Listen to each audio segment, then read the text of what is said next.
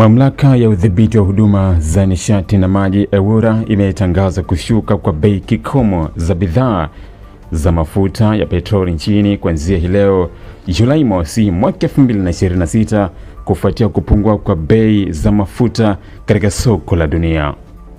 Kwa mujibu wa taarifa ya EWURA, bei ya petroli imepungua kwa shilingi 96 kwa lita, diesel kwa shilingi 151 kwa lita, huku mafuta ya taa yakishuka kwa shilingi 242 kwa lita. Bei hizo zimeanza kutumika rasmi leo saa 6 usiku wa Julai mosi mwaka 2026. Kutokana na mabadiliko hayo, lita moja petroli katika jiji la Dar es Salaam sasa inauzwa kwa bei ya kikomo ya shilingi 3990 kutoka shilingi 4086 iliyokuwa ikitumika katika mwezi Juni. Bei ya diesel imepungua hadi shilingi 4182 kwa lita kutoka shilingi 4333, huku mafuta ya taa yakishuka hadi shilingi 4443 kwa lita kutoka shilingi 4685.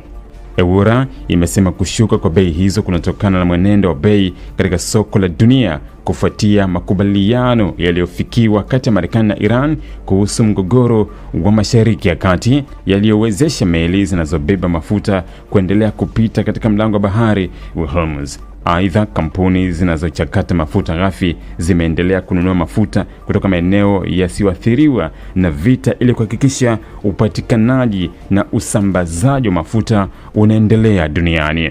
Hata hivyo, EWURA imeeleza kuwa licha kushuka kwa bei hizo, wastani wa bei za mafuta katika soko la dunia bado haujarejea katika viwango vilivyokuwepo kabla ya kuanza kwa mgogoro huo mnamo Februari 28 mwaka 2026.